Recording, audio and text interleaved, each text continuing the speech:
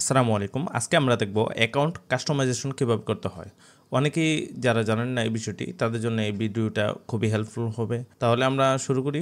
এখানে যদি প্রথমে আমার চ্যানেলটাতে যাই তাহলে আপনারা দেখতে পারবেন এই যে আমার অ্যাকাউন্টে একটা কভার ইমেজ আছে এবং এখানে দুইটা কালেকশন সেট করা আছে। তো প্রথমে আমরা কভার ইমেজটা দেখব।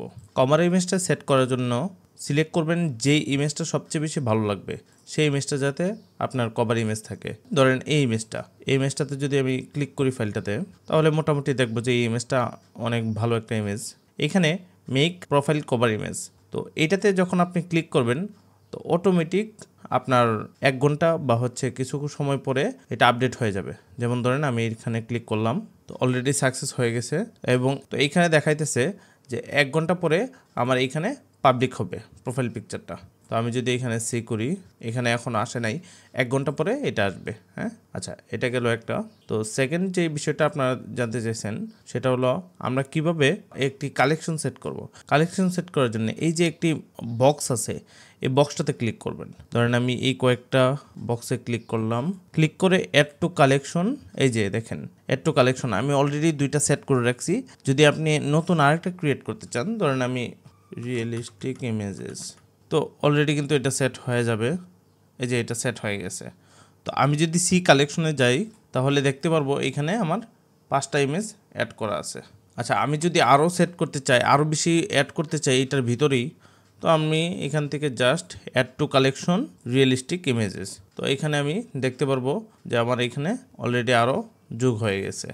এই যে আরও অনেকগুলো অ্যাড হয়ে গেছে। এবং এই কালেকশন থেকে আমরা রিমুভ কিভাবে করব।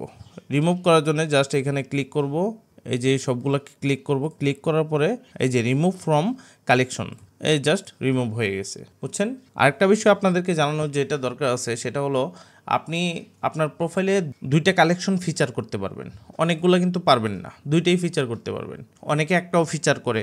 আরেকটা বিষয় হলো আপনারা যদি কোনো ট্যাগ টাইটেল অথবা কোনো কিছু ভুল দিয়ে থাকেন তাহলে যে কোনো ইমেজে যাবেন, এই যে দেখেন এখানে ট্যাগ টাইটেল ক্যাটাগরি, এখানে কিওয়ার্ড ল্যাঙ্গুয়েজ সব কিছু দেওয়া আছে। তো আমাকে এক বোন মেসেজে বলছিল যে আমার ওইটাতে ট্যাগ টাইটেলের সমস্যা আছে। যখন আমি অনেকগুলা আপলোড করছিলাম তো আপলোডের সময় দেখা গেল যে একসাথে আপলোড করার কারণে আমার ওইটা টাইটেলের মধ্যে যেই নাম ছিল, মানে প্রম্পটের নাম ছিল, ওই প্রম্পটের নামটাই এখানে টাইটেল হিসেবে বসে গেছে। ওগুলোকে আপনারা কীভাবে রিনেম করবেন? ওইগুলোকে রিনেম করার জন্যে এই যে দেখেন টাইটেলের মধ্যে জাস্ট ক্লিক করবেন। ক্লিক করার পরে আপনি এখান থেকে সব কিছু চেঞ্জ করতে পারবেন। এখান থেকে ক্যাটাগরি চেঞ্জ করতে পারবেন। এখান থেকে আপনি কিওয়ার্ডগুলোকে আবার চেঞ্জ করতে পারবেন। আশা করি বুঝতে পারছেন। এই ভিডিওটা আপনাদের জন্য আশা করি যে হেল্পফুল হবে। অসংখ্য ধন্যবাদ। নেক্সট কোনো ভিডিওতে আবার দেখা হচ্ছে।